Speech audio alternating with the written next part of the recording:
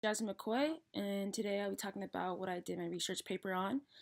Heidi Baker is a well known Christian missionary. She's also a speaker, and she does her work. She's a CEO of Iris Global, and Iris Global is an organization that helps feed the poor and provide a safe place for whoever's in that environment. They also have Bible schools for people that also feel called to be on a mission field. Baker gave her life to Christ when she was 16, and within 2 weeks, she had a vision from Jesus that she felt this compelled to really go be on the mission field. So, today I'll be analyzing her life and comparing it to the themes of Michael Heim's book, Doing Truth and Love. The first thing I want to talk about is compassionate service. Michael Heim states that the point is not that you love your brothers and sisters for Jesus' sake, but simply that you love your brothers and sisters. Here is a great example because Heidi Baker, when she does her ministry, she loves without wanting anything in return. She wants people to experience Jesus, but also experience Jesus' love in a tangible way and in an agapic way. Heim speaks that it doesn't matter the motive, that you just completely give yourself away when you're doing anything. And Baker gives herself away completely as she surrendered her life when she was 16. Anytime she does ministry, anytime she does anything for that matter, is just very passionate. For example, there's a story where she had a village. She was in a village and someone raped a girl.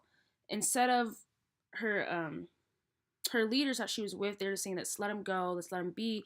She went out and found him, not because she wanted to or she felt like it was a burden. She just understands God's love, and she's so compassionate of saving people that she went after the rapist and just loved him and provided a place for him to be loved.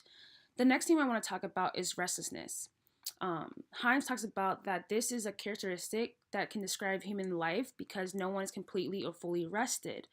When Baker got saved, she was on fire for God. She has this restlessness heart of not wanting to stop until everyone has an opportunity to be saved or encounter Jesus.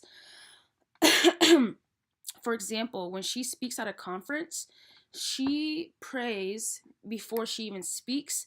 She intercedes for on behalf of God's people. She fills in that gap of just wanting to be in she fills in the gap to just really want people to know God, and she strives to be a better person, not only for herself but the people she's around, and this her calling on earth. The next thing I want to talk about is discerning service to call. Heim has 3 signs about if you're doing your calling. The first sign is it your main source of joy? Do you gain joy of what you're doing? The second sign is your ability and opportunity to grow with what you're doing. So many times we see people have jobs and they're not necessarily growing, or have a 9 to 5 and they're weighed down.